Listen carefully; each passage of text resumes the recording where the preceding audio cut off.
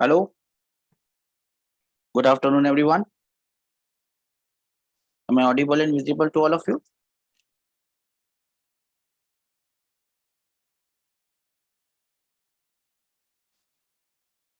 Vishnu, can you see me? Can you hear me better? Okay. So, in today's class, we will be doing what is known as simple harmonic motion.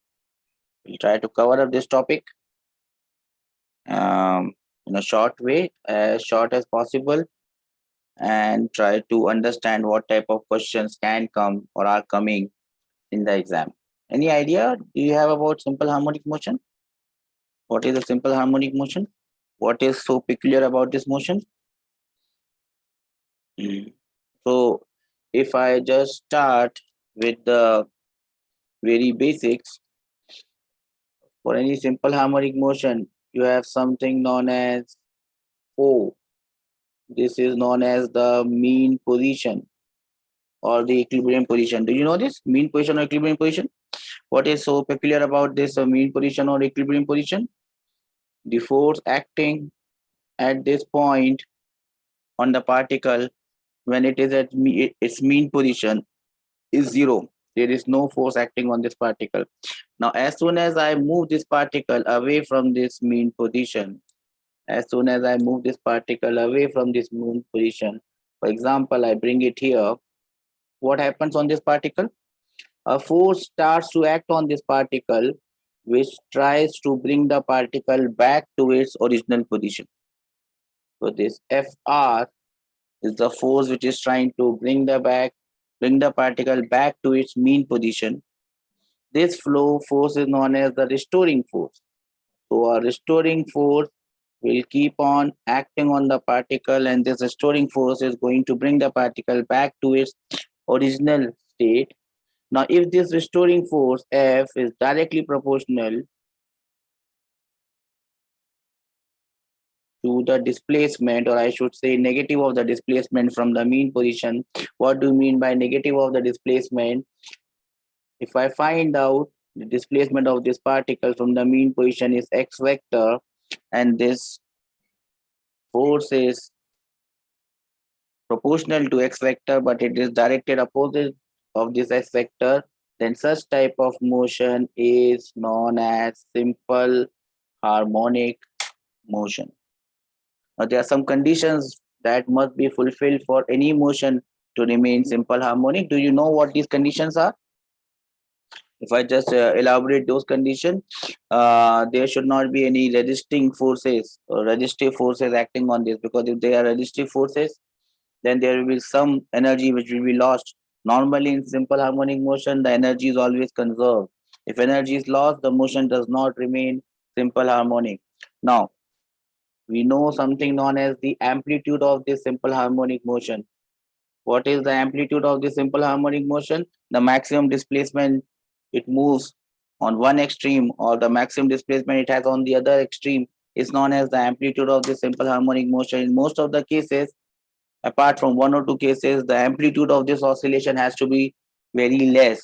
If the amplitude becomes more, this motion does not remain simple harmonic in nature. So these are the certain facts about simple harmonic motion that you must remember and you must recollect. Do you all know this? Can I move forward? This was just a brief introduction of what simple harmonic motion is all about. We'll just go through it quickly and summarize everything. The first type of motion is periodic motion. What is a periodic motion? A periodic motion is a motion that repeats itself after a fixed interval of time. Do you know what that fixed interval of time is known as? That fixed interval of time is known as the time period. Time period denoted by the letter capital T. That fixed time is known as time period. So every motion which is repeating itself after a certain time is known as periodic motion. When does this motion become oscillatory? This motion becomes oscillatory when it is to and fro type. It is moving about one point. At one point is known as the mean position. Now, what is a simple harmonic motion? Simple harmonic motion is oscillatory. Simple harmonic motion is periodic. But apart from being oscillatory and periodic, there is one condition, that the force acting on this particle is directly proportional to the negative of the displacement. Negative indicates that it is opposite to the displacement from the mean position. If the restoring force or torque, there are two types of SHM that we have to do. One is known as linear SHM, SHM in a line. One is oscillatory SHM or rotational SHM, which is SHM in rotational motion. So if it is a simple harmonic motion, translatory simple harmonic motion, the restoring force must be proportional to the displacement.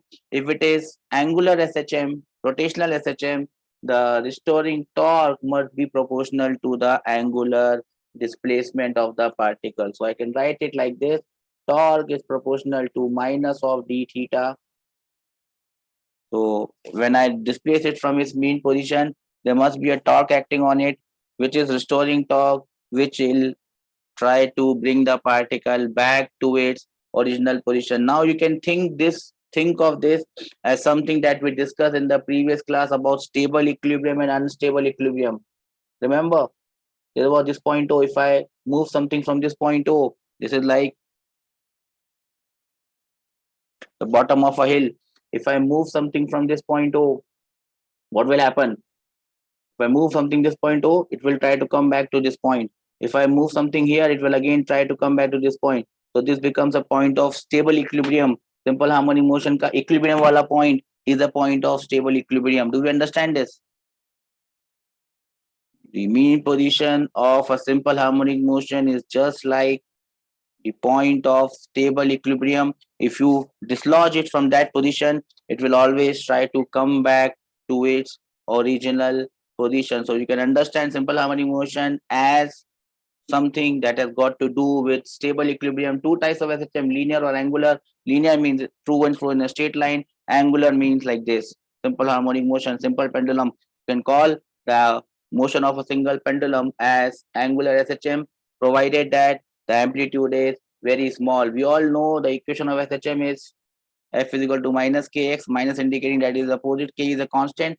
This is known as the force constant for the SHM. X is the displacement of the particle. From here you can get the value of x. X becomes a sine omega t plus phi.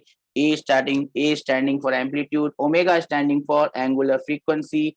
This omega, which is angular frequency,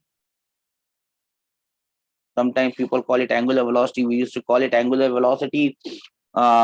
In the chapter of circular motion, we called omega as angular velocity, but now we will call it angular frequency. 2 pi into f, or it becomes 2 pi by t. Most of the question that we expect in SHM will be coming based on this equation. Most of the question that you will ever find in SHM will be coming from this equation. So look at this equation very carefully. T stands for time, phi is known as epo or initial phase. It tells us the phase of the particle when time t is 0. This omega t plus phi together is known as the phase of this particle. Why it is known as the phase of this particle? Because it tells us the position of the particle. Now, characteristics of SHM, we all know these characteristics. We have an amplitude, we have one extreme position, we have two extreme positions, one on this side, one on this side. We have angular frequency omega, we have frequency number of oscillation in 1 second, we have time period 2 pi by omega, which is 2 pi root over m by k, where k is the force constant. Everyone knows this, right? If our equation of SHM is given in this fashion, d square x by dt square plus 4x is equal to 0. We can write it like this: d square x by dt square is equal to minus 4x, where omega square becomes 4. Omega square becomes 4, 2 pi by omega becomes your time period. You can calculate time period and everything. Phase is the quantity which tells us the state of motion. Kahan pe hai body, the where the body is, what is its velocity, what is its position, where it is going. Either it's going away from the mean position or is it coming towards the mean position. Everything is given by phase, and phase of any SHM is given by omega t plus phi. Do we understand this? Can I have some raise hand that we understand this? Phase of SHM is given by omega t plus phi. You put the value of time you will get exactly at what place, with what velocity, and where is the particle moving. Do we all understand this? Can we move forward? Phi is known as the initial phase or the phase constant. It is the phase of the particle at time t is equal to 0. Do we understand this? Where's my cursor gone? Do we understand this? Velocity of the particle. This is the velocity of the particle. There are different ways of doing it. The first equation is this one, which has come by differentiating the equation of x with respect to time. The equation of x was a sine omega t plus phi. You differentiate, you will get a omega cos omega t. This a omega becomes your v max, maximum velocity. Where is this maximum velocity? Where does the particle have maximum velocity? The particle has maximum velocity at the mean position, and the particle has zero velocity at the extreme position. I hope you all know this. The other way of writing this v is like this: omega into root over a square minus x square. You put x is equal to 0, that is the mean position. The velocity is maximum. When I put x is equal to a, the velocity is minimum. Do we understand this? Now, this is a very, very important graph between velocity and displacement. Remember this graph can come in any question. The graph is graph of an ellipse, and this is the equation of this ellipse. Do you all understand this? It has a semi-major axis and it has a semi-minor axis. Do we understand this? X is drawn along the semi-major axis, y is drawn along v is drawn along y axis, which we sometimes call it as semi-minor axis. Do we understand this? Can I have reason that we understand this, sir? The graph of speed versus displacement in a simple harmonic motion is the graph of an ellipse. Acceleration, if you differentiate the velocity thing, once more you will get acceleration. It will be minus omega square a into sine omega t, or it simply becomes minus omega square into x. If you put the value of x as 0, you will get the acceleration as 0 at the mean position because it is stable equilibrium. The particle has 0 acceleration. It has maximum acceleration at the extreme position, that is equal to omega square x. If you plot the graph of acceleration versus displacement, please look at it very carefully.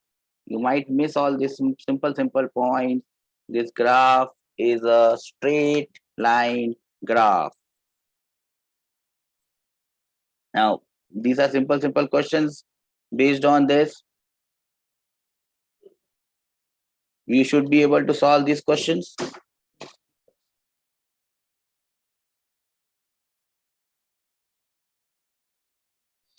You should be able to solve equation where you have a equation of SHM given. You have to compare it, find the value of time period, maximum velocity, maximum thing. I think you should do this. You should be able to do this. This is a question taken from SCV. A particle executing simple harmonic motion as angular frequency is given, amplitude is given, find the time period. Everyone can find the time period because angular frequency omega is given, time period is 2 pi by omega, maximum speed is a omega, maximum acceleration is a omega square, velocity at any point is omega into root over x square, a square minus x square. These are simple formula putting exercises. I think you should be able to do this. Now, these are the type of questions that you must be very careful on. A particle starts from its mean position. Whenever a particle starts from its mean position, the equation can easily be written as x is equal to a sine omega t. Please remember that if it starts its motion from extreme position, you can write it as x is equal to a cos omega t. If it starts from positive end, then you look at what phase it is.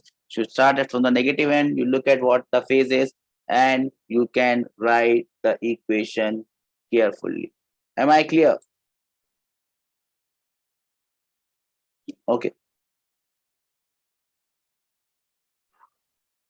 Now see, write an equation for SHM of the following conditions.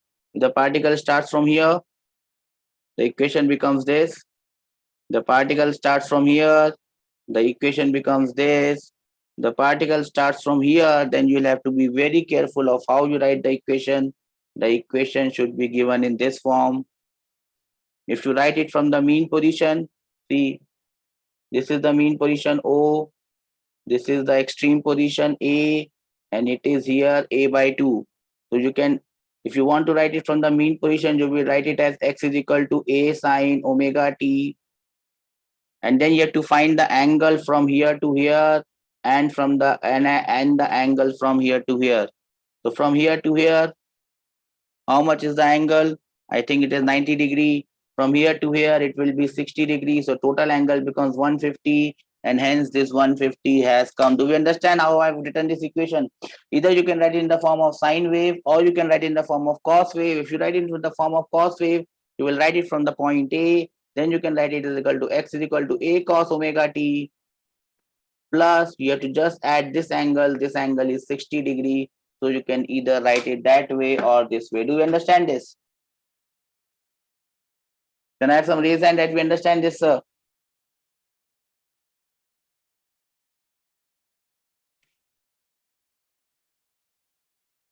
Jyoti, Ashrit, Vishnu, Sai Teja, are we understanding what we are discussing here? Great. Now see, a particle of mass 2 kg, such questions can come in the exam. 2 kg is moving on a straight line under the action of this force. It is released at rest from x is equal to 6 meters. Is the particle moving simple harmonically? So is it a simple harmonic motion? Yes, it is a simple harmonic motion. Now you have to find where is the equilibrium position. Find the equilibrium position. How do you find the equilibrium position? For finding out the equilibrium position, force should be 0. So x is equal to 4 becomes its equilibrium position. Yes or no? Yes or no? Now the particle is released from rest at x is equal to 6. So x is equal to 6 will become one of its extreme position. Yes or no? Then you know the amplitude. You can write the equation of SHM of this particle. Because you know the mean position, you know the extreme position, you should be able to write the equation of SHM of this particle. What will be the equation of SHM of this particle? Equation of SHM will be like this. Why I have subtracted 4 from here? Because the mean position is not at the origin. Therefore, we have subtracted 4. X minus 4 is 2 cos omega t. That is how it is written, or you can write it as x is equal to 4 plus 2 cos t, depending on from where you are writing this equation. Am I clear how we have done this? The most important thing that you must remember about any SHM is whether you are writing the correct phase or not, whether the equation must be in sine or the equation must be in cos. If you understand that concept, you should do okay. If you don't understand that concept, you will land up in trouble. In this question, if I put t is equal to 0, it must start from x is equal to 6. And therefore, it cannot be the sine equation. It has to be the cos equation, because at time t is equal to 0, the particle was at the extreme position, and hence we have to use the cos equation and not the sine equation. Do we understand this? Can I have reason that we understand this, sir? Why this equation was written in the form of cos, and why this equation was not written in the form of sine? Because the motion started from the mean, from the extreme position. I wrote x minus 4 because extreme position, because equilibrium is not at 0. SHM as projection of uniform circular motion. You all know this. If a particle is moving in a circular path, I can write this as x is equal to a cos omega t. I can write this as x is equal to a sin omega t, depending on where is omega. So SHM can be written as projection of UCM. That will not help you much at this point in time.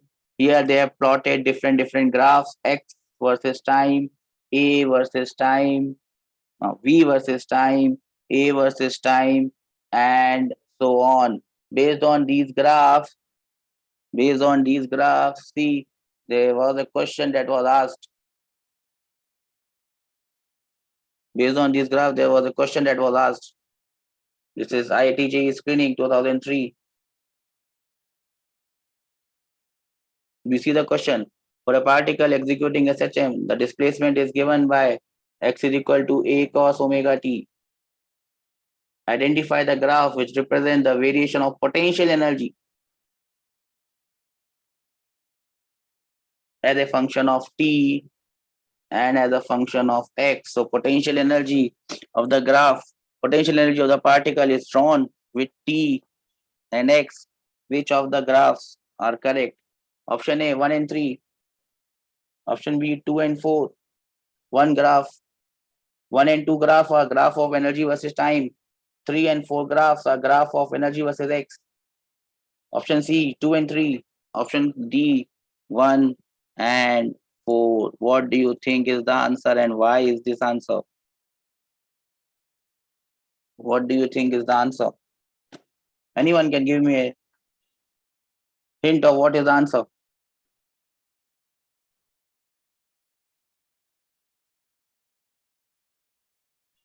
Potential energy. At which point it is highest, at which point it is maximum. In terms of time, in terms of x. At the extreme position, kinetic energy. At the extreme position, kinetic energy is 0. Potential energy is maximum. At the mean position, kinetic energy is maximum and potential energy is 0. And you tell me now which graph gives us that thing. Remember, the particle is starting from its extreme position. The particle is starting from its extreme position. So which graph tells me the correct answer? Anyone?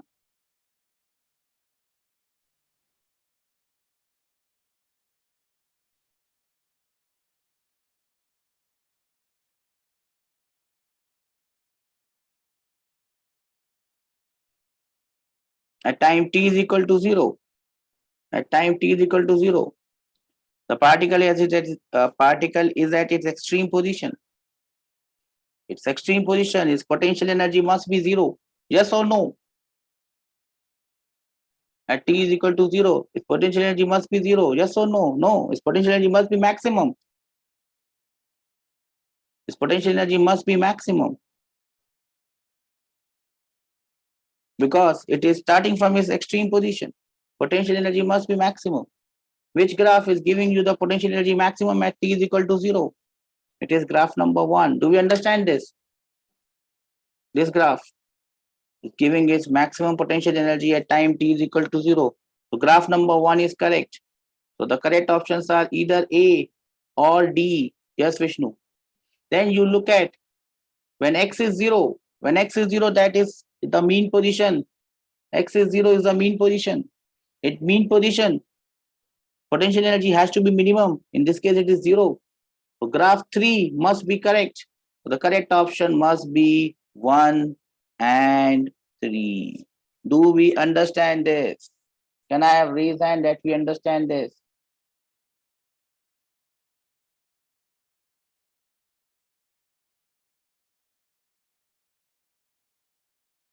Do we understand this?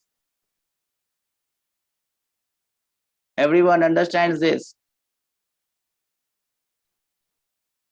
Great. See, the question is simply based on equation of SHM.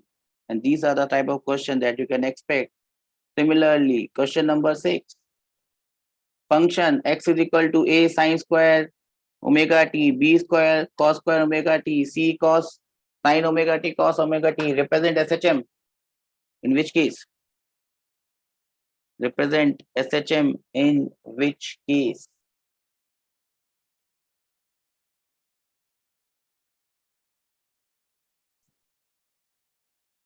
Different SHMs in which case?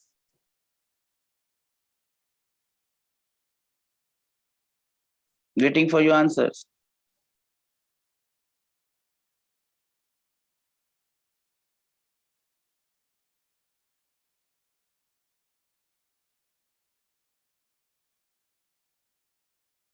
How will you get it? How will you get it? So basically, to solve this question, C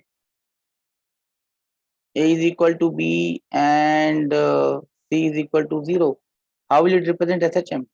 No, it will not represent SHM in that case. The answer is A, B, and D. A, B, and D. Now you have to convert this sine square theta and cos square theta. You have to convert this sine square theta and cos square theta into sine 2 theta or cos 2 theta. Once you are able to convert this sine square and cos square into cos 2 theta, then you will be able to understand how these different combinations can lead to one SHM. I leave that to you. I leave that to you. How to do this? See, again, the same thing that I was telling you. Possible sets. Here there are some possible sets of graph. Potential energy of the simple pendulum as a function of x, displacement as a function of x, projectile as a function of x, square of time period as a function of x. If you understand these graphs that we have done just now, you should be able to solve all those questions that I had just shown you. Are you getting the point? Are you getting the point? See, this is the graph of energies. Kinetic energy, potential energy, and then you will see the graphs here as well. Total mechanical energy. You see, this is the graph, and the exact same graph came in your exam. Yes or no? Got this? Exact same graph came in the exam, correct? So, if you do things correctly, in the correct order, in the correct sense, all the questions that are ever asked are just a combination of what we are doing here. Okay? Now, the next thing that we are supposed to do, apart from these questions, are spring mass system. You all know the spring mass system. One mass is attached to a spring or spring constant K. Time period is given by 2 pi m by K. Even if it is like this or it is like this, the time period remains constant. Remember this funda. If the mass of the spring is given as ms, this is the time period. It is not in JE, but just remember it. They might just ask you. Never know what JE can ask. Okay. Now this example, this is a very good question. It has come, I think, once or twice. It was asked in JE advanced once, and it was repeated in JE mains. Just have a look at this question, because not the same one, but a similar question can come. The frictional coefficient between the two blocks shown in the figure is mu and the horizontal plane is smooth. If the block is slightly displaced and released, find the time period. Find the magnitude of the frictional force between the blocks when the displacement from the mean position x. What can be the maximum amplitude if the upper block does not slip relative to the lower block? That means the type of friction between them has to remain static, and as soon as you get static friction, both the things have to be determined. Its direction, it can be determined by logic, but its magnitude cannot be determined by logic. It has to be calculated from the conditions that are given. Please do this question carefully. This is a question that will clear your concept of SHM as well as static friction. Are we all doing this question?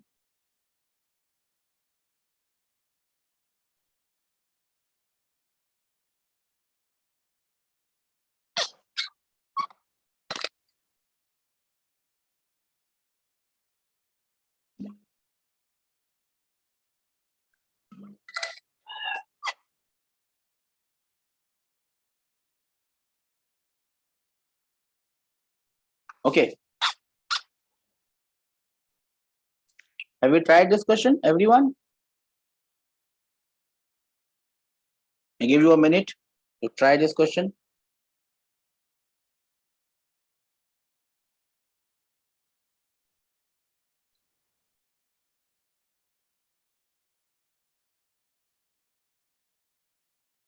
A minute.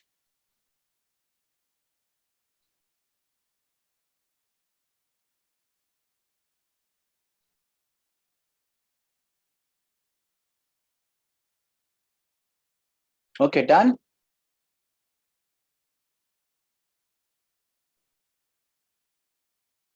Anyone with answers? Anyone with answers? How we are supposed to do this? So again, these two blocks are going to move as one system for small amplitudes. As I told you, amplitude must be small. Otherwise, the motion does not remain simple harmonic. Omega can be written by this. So time period will be given by this. So that is the first part. What is the time period? Now, they are supposed to find out what is the magnitude of the frictional force between the blocks when it is at a distance x. So they have found out the acceleration at a distance x minus omega squared x. So they now know the value of acceleration. Now this acceleration or this force mass into this acceleration must be provided by the frictional force, must be provided by the frictional force on the upper block, because there is only one force acting on the upper block, that is the frictional force, which is static in nature. So this multiplied by m will give me the value of static friction. Do we understand this? Can I have some reason that we understand this, sir? This is clearing the concept of static friction as well as SHM. SHM is happening. Friction is present, but SHM is happening. Why? Because friction is static. They are both getting cancelled out. On one body, it is doing positive work. On the other body, it is doing negative work. Do you understand that? Same thing happens in rotational motion in pure rolling. In pure rolling, you can also apply law of conservation of energy, because in pure rolling, the work done by friction in rotation and transition, they get cancelled. That is why energy remains conserved. Do we understand this? Friction ki hote hue bhi it is performing SHM. Now this Fs must be less than or equal to mu mg. From here you can get the value of the maximum amplitude. Do we understand this? Can I have some reason that we understand this, sir? This Fs, remember 0 is less than Fs. I told you that it's less than or equal to Fl. Never the value of static friction can be known beforehand. It is always variable. You can only calculate it. Direction, I told you the tariqa of finding out the direction of static friction. Even in rolling, I told you k square is less than fx or k square is more than x into r. From there, you can find out the direction of frictional force, static friction, but the magnitude cannot be found out. Magnitude has to be calculated always. Do we understand this? Again, question number 11. Such questions have come many times in different ways in a JEE exam. This is your turn to do this question. The left block collides inelastically with the right block and sticks to it. Find the amplitude of the resultant SHM. Let's see who gets me the amplitude of the resultant SHM.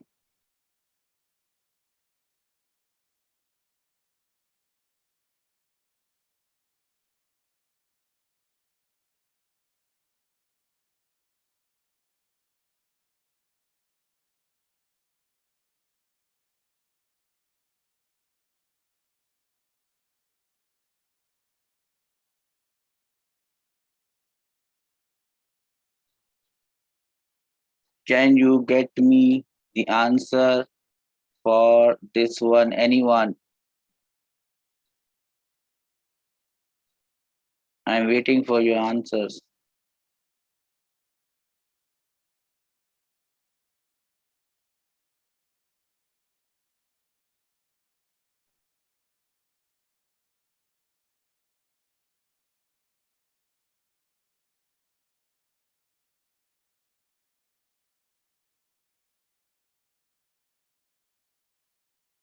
Anyone?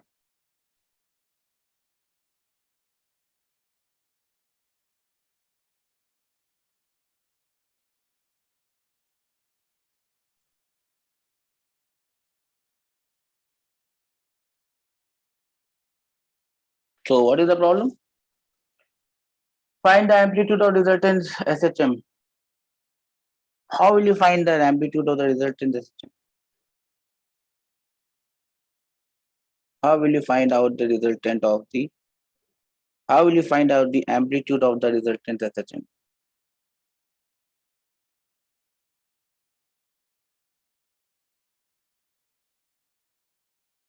Anyone?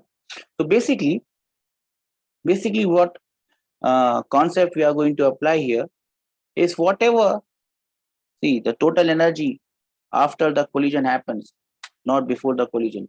After the collision happens, and this gets stick to this block, and this total block becomes a mass of 2m. After this, it is going to execute simple harmonic motion. Yes or no? Right. Now, since the spring is unstretched, this will be the equilibrium position.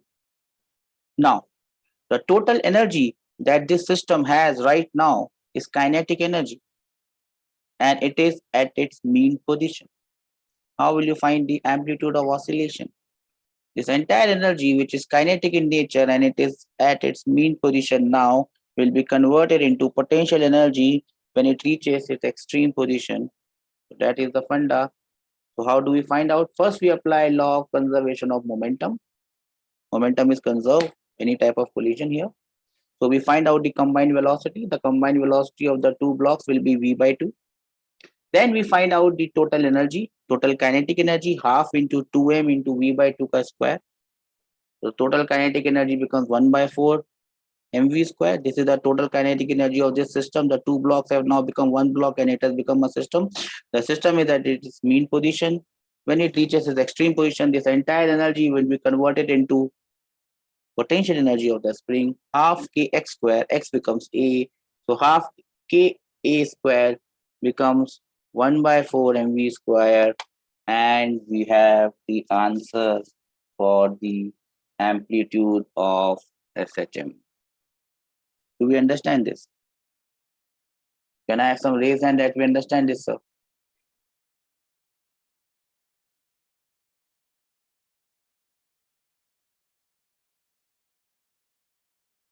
Sudha, Jyoti, Vishnu, Ashrit, Lakshman, Saiteja.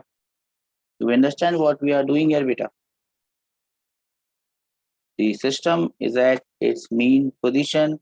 The entire energy is in the form of kinetic energy, and it is converted into potential energy after this collision. A similar type, not same, question came in one of the IITs, and this is that question that I am pulling from the blog. Not the collision is happening, but it's not asking the same thing here. A particle of mass m is attached to one end of a massless spring of spring constant k, lying on a frictionless horizontal plane. The other end of the spring is fixed. The particle starts moving horizontally from its equilibrium position at time t is equal to 0 with initial velocity u naught. So it starts from its mean position with a velocity u naught. See, it's a simple question based on the equation of time, equation of SHM.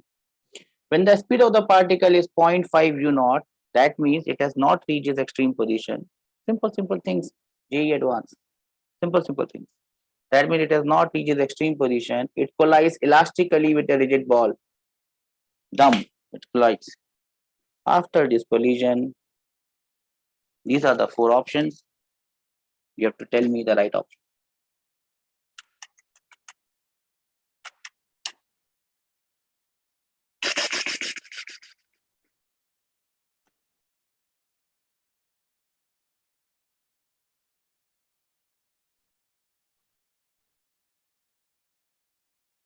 I'm waiting for your answers.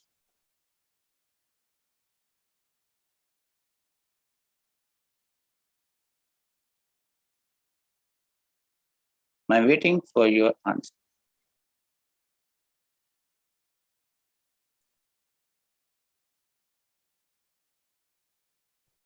The first option is the speed of the particle when it returns to equilibrium position is u. Yes or no?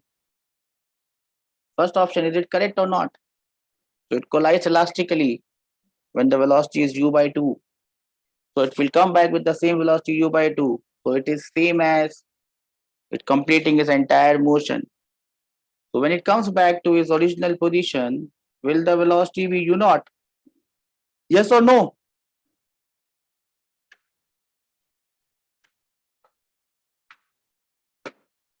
Yes or no?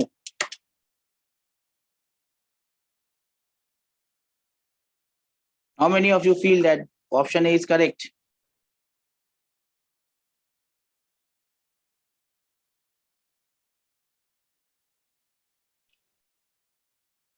What would have happened if there was no wall? It would have continued its journey till the extreme position, then it would have come back.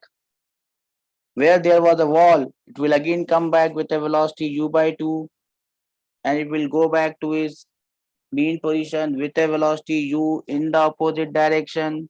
So whether there is a wall or not, it does not make any difference.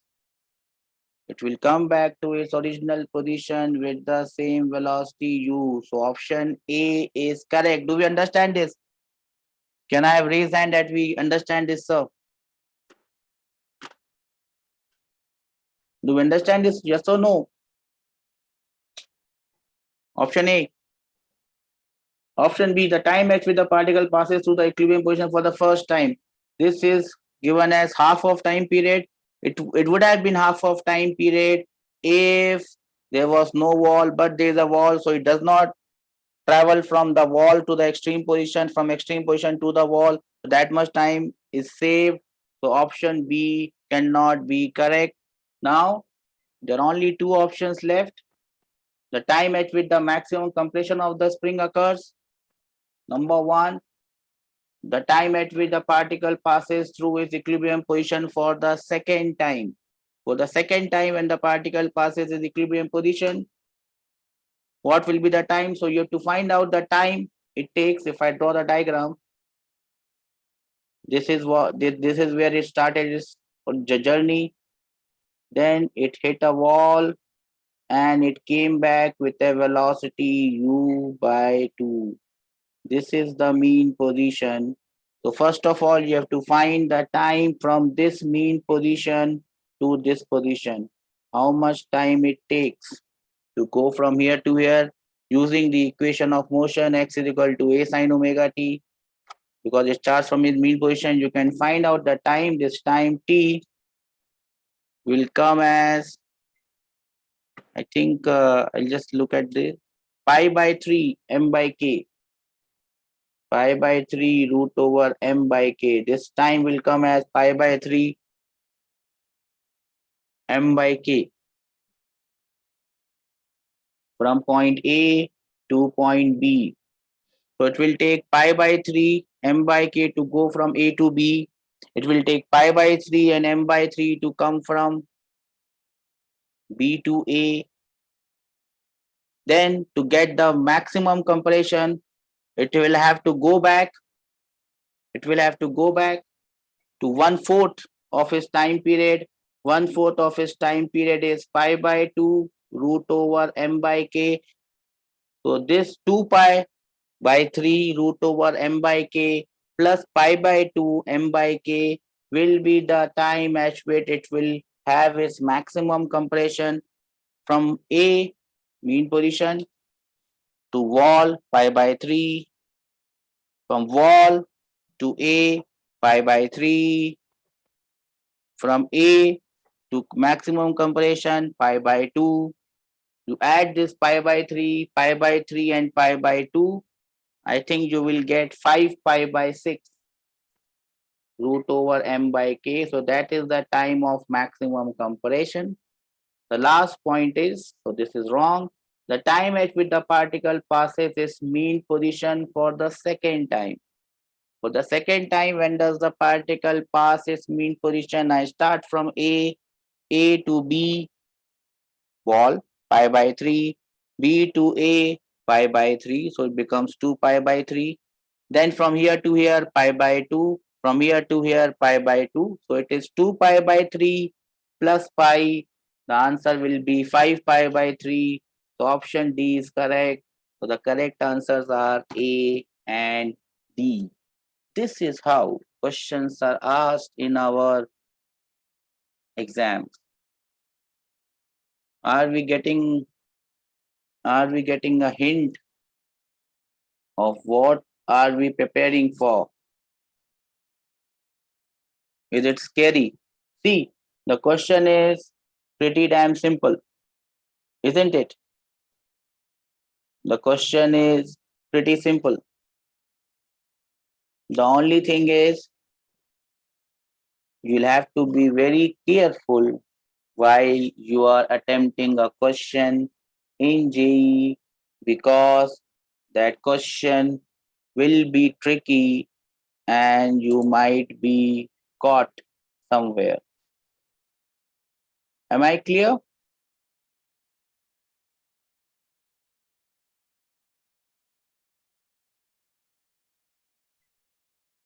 Do we understand this? The question can be tricky. You just have to understand it and do it carefully. Coming on to, shall we move forward? Do we understand the question? I've already sent you the file that we are doing. The questions of JEE I have not sent you. The reason I have not sent you is because the file in which I have them, there are a lot of questions there. Now, at this point in time, it is not possible for you to do all of them. I don't want you to be burdened by the load of so many questions.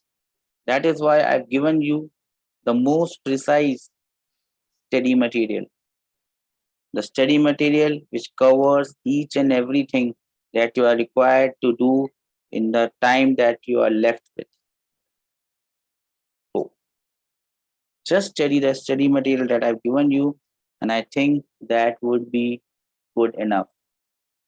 Combination of springs, do we know this? Anyone? Anyone knows the combination of springs? Sai Teja, Vishnu, Ashrit. Do you know what do you mean by combination of spring? Two types of combination. One is known as series combination. The other one is known as parallel combination. Yes or no? One is known as series combination. The other one is known as parallel combination. In series combination, what happens? The same force acts. Force is same FF, but the displacement of the springs are different. X1 and X2. X1 and X2. So I can replace these two springs by another spring whose spring constant 1 by Q, 1 by K is 1 by K1 plus 1 by K2. This is similar as combination of resistances or combination of capacitances. It is more similar to combination of resistances because when resistances are in series, equivalent resistance 1 by C equivalent is 1 by C1 plus 1 by C2. Here, forces are same, there charges are same. Here, displacements are different. Their potential differences of the two capacitors are different. Do you understand how I'm relating this spring with that capacitor there? Do you understand how I'm relating this spring with the capacitor there? Okay. Now remember one important point. Spring constant of a spring is reciprocal to its natural length. That means if I cut a spring into two halves, what will be the spring constant of both the halves? They will not remain k. That will become 2k because the length has been half. The length is half, the spring constant becomes twice. Do we understand this? Here it is given very clearly. If the spring is cut into n pieces, then the spring constant of any one piece will become n times k. Do we understand this? Can I have some raise hand that we understand this, sir? Spring constant of any spring is inversely proportional to the length of the spring. This question has come many times and many questions. Many people have been puzzled by this parallel combination is same as parallel combination of a capacitor. Their potential difference is same and charges are different here. Displacements are same, x and x, but forces are different, F1 and F2. What you can do here is replace both these springs or three springs or four springs by an equivalent spring whose spring constant becomes K1 plus K2 and the time period becomes 2 pi root over m by K equivalent. Now there are two ways of finding out the time period and angular frequency. The way which I like most is force method, but you can also use energy method. In force method, what you do is you first write the equation when the body is in equilibrium. You write the force equation, then you displace it slightly and write the force equation and equate it to ma, and then you use equation number 1 and equation number 2 jointly and get the value of a, and then when you get the value of a, you equate it to minus omega squared x, and from there you will find out the value of omega squared. Once you get the value of omega squared, you should be able to find out the time period. Do we know this method, everyone? Can I have reason that we know this method, sir?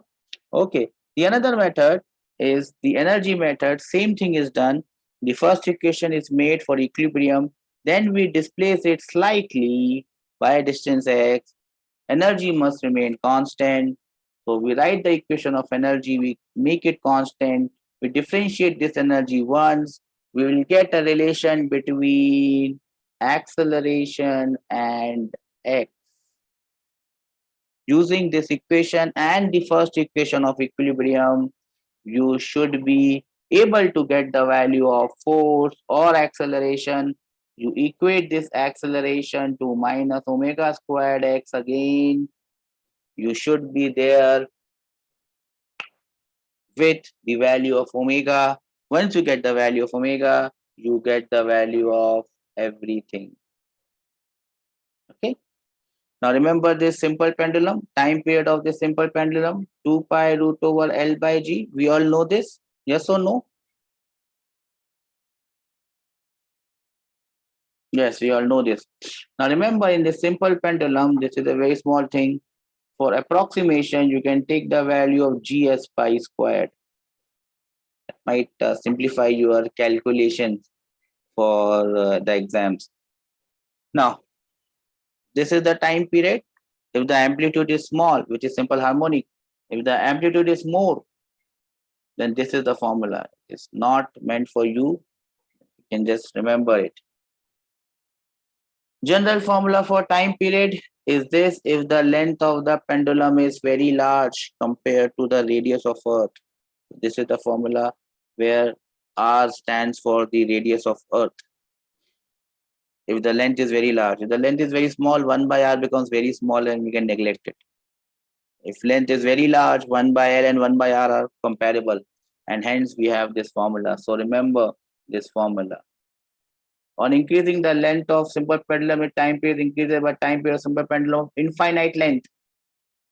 Remember, for infinite length is for 84.6 minutes. If you put a very big simple pendulum whose length is very large, its time period will be 2 pi root over R by G, where R is the radius of Earth.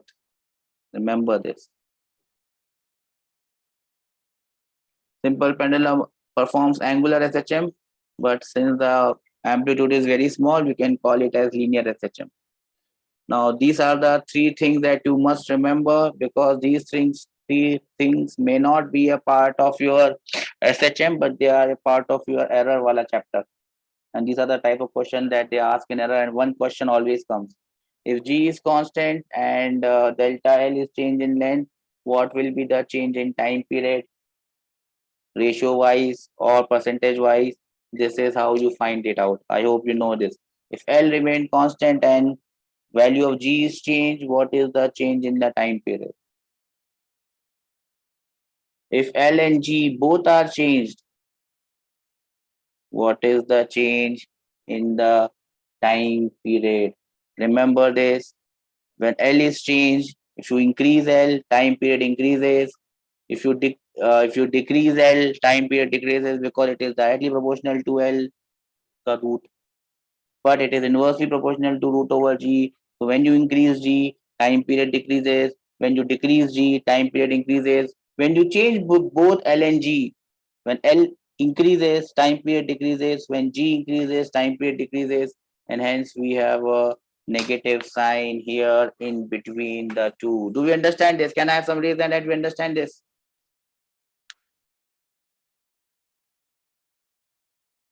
So these type of questions will definitely come in your error. One question will always come in error. One question always comes. And it is either based on this or based on vernier calipers, or it is based on some experiment in concave lenses or convex lenses, focal length of the lens and all that.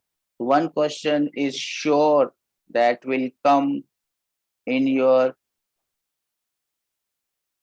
exam for JEE. Now, if you have a pendulum in an accelerated reference frame, you replace G by G effective. I hope you know the value of G effective is the effective value of G. If it is in a lift which is moving downwards, the value of G becomes G minus A. If it is moving upwards, it becomes G plus A. It is moving horizontally, it becomes root over G square plus A square. Do we know this? Can I have some raised hand that we know this? Remember, wherever you have a G, whether it is in buoyant force or it is in normal reaction, whenever you put something on an accelerated frame and the formula has G, that G will now be changed from G to G effective, where G effective is the effective value of G. Remember this. So I'll end today's class here. And next class, we'll try to finish up this SHM and move further ahead. After SHM, we'll move on to electrostatics. That is a chapter from your 12th standard, which is very important. So we'll spend some time on it because electrostatic also includes your gravitation.